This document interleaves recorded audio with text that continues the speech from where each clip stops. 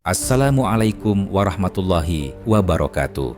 Selamat datang di channel Cerita Azab, tempat di mana kisah nyata dan peringatan datang menyentuh hati. Cerita kali ini adalah pengingat bahwa kekuasaan dan harta jika disalahgunakan bisa menjadi jalan menuju azab yang pedih. Inilah kisah nyata penuh pelajaran. Azab pejabat korupsi mati dimakan tikus. Di sebuah kota kecil yang tenang, berdiri megah sebuah rumah mewah bergaya tradisional. Pemiliknya, seorang pejabat bernama Harun, dikenal sebagai tokoh masyarakat yang dermawan, religius, dan peduli rakyat. Tapi, semua itu hanya topeng. Di depan kamera, ia terlihat tersenyum saat membagikan sembako. Tapi, di belakang layar, tangan kotornya menggerogoti uang rakyat, bantuan pendidikan, dana bencana, bahkan santunan anak yatim tak luput dari kerakusannya. Setiap malam, Harun menghitung harta hasil korupsi. Bundelan uang tersusun rapi dalam brankas tersembunyi. Ia tertawa puas, seolah hidupnya tak akan pernah tersentuh hukum atau azab. Namun sejak malam itu, rumah megahnya mulai berubah. Dari atas langit-langit, terdengar suara tikus. Awalnya satu, lalu jadi puluhan, dan semakin sering. Ia memanggil tukang pembasmi.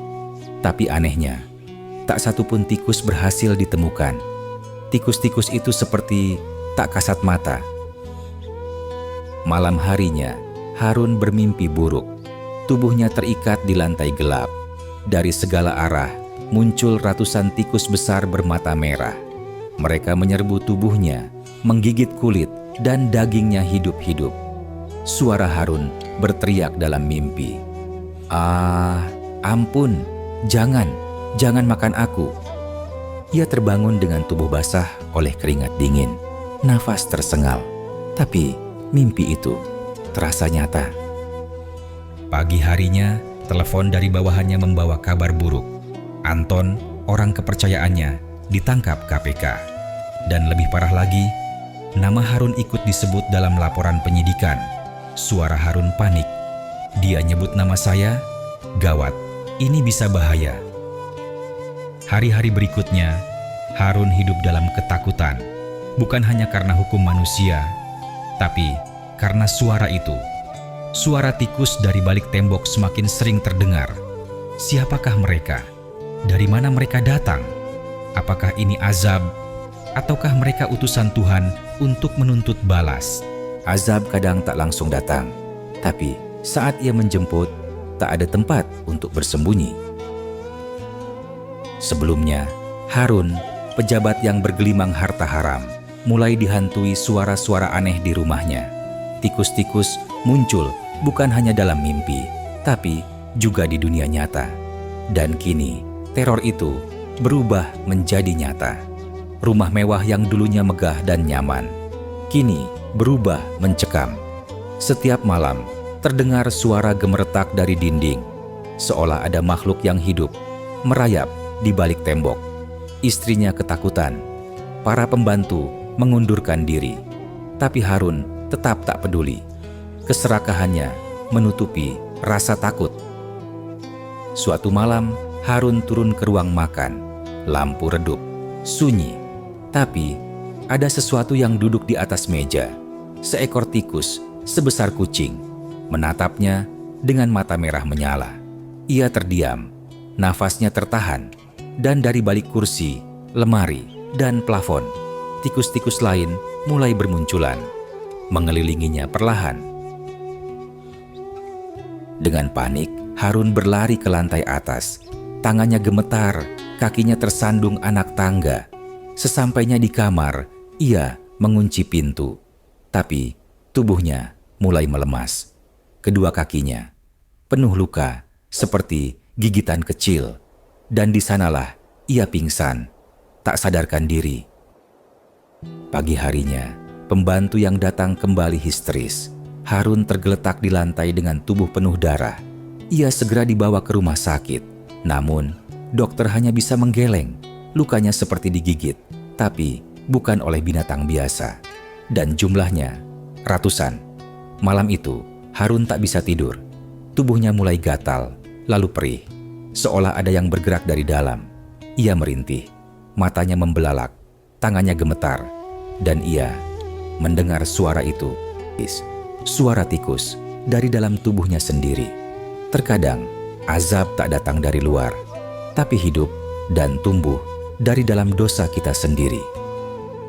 Tikus-tikus itu tak hanya datang dari luar, tapi mulai merayap ke dalam tubuh Harun.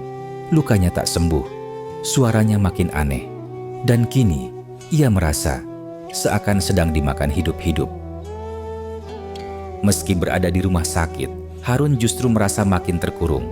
Setiap malam, ia mendengar suara-suara, bukan dari luar kamar, tapi dari dalam tubuhnya sendiri.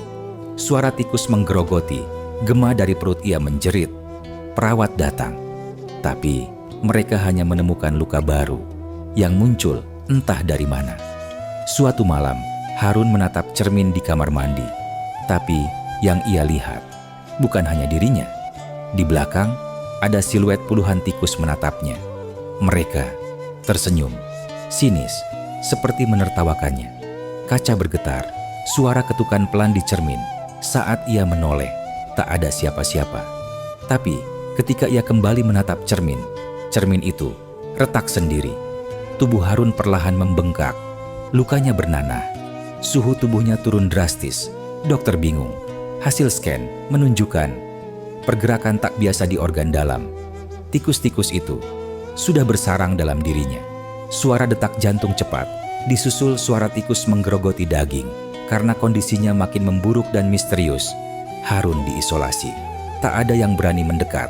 Sendiri, kesepian, ia hanya bisa memandang langit-langit dan mendengar suara-suara tikus yang tak berhenti mengerogoti pikirannya. Azab dosa tak hanya datang dalam bentuk siksaan, tapi juga kehancuran dari dalam. Pelan-pelan, tanpa bisa disembuhkan. Harun, pejabat korup yang dihantui dosa dan tikus dari neraka, kini telah meregang nyawa. Tapi kematian bukan akhir dari segalanya. Azab sejati baru dimulai. Di rumah sakit, Harun menghembuskan napas terakhir dengan wajah penuh ketakutan. Tubuhnya dingin, membiru, dan membusuk hanya dalam hitungan jam. Perawat ketakutan. Dokter pun bungkam, tak bisa menjelaskan apa yang sebenarnya terjadi. Jenazah dibawa ke pemakaman, namun sejak pagi gangguan terus berdatangan. Langit mendadak gelap, hujan turun deras, dan dari dalam liang lahat, tikus-tikus bermunculan. Puluhan, ratusan, warga takut. Beberapa pingsan, penggali kubur bahkan tergigit saat mencoba mengusir tikus-tikus itu. Tanah menolak jasad Harun. Ketika jenazah Harun hendak dimasukkan ke liang lahat, tanah bergetar, kain kafannya robek dengan sendirinya, dan tubuhnya mengeluarkan suara aneh, menyeramkan, seperti ada yang masih hidup di dalamnya. Para ustadz pun terpaku, ayat-ayat tak mempan, sampai akhirnya sosok jenazah Harun menghilang di telan tanah tanpa jejak. Sejak hari itu, makam Harun tak pernah ditemukan. Di tempat ia hendak dikubur, hanya tersisa bau busuk dan tanah yang tak mau ditanami. Warga setempat percaya, roh Harun belum diterima bumi, dan tikus-tikus itu masih berkeliaran. Azab tak selalu datang di dunia. Namun, saat bumi pun menolak jasad manusia, itulah akhir paling ngeri. Bagi mereka yang hidup dari kecurangan, jangan pernah remehkan dosa.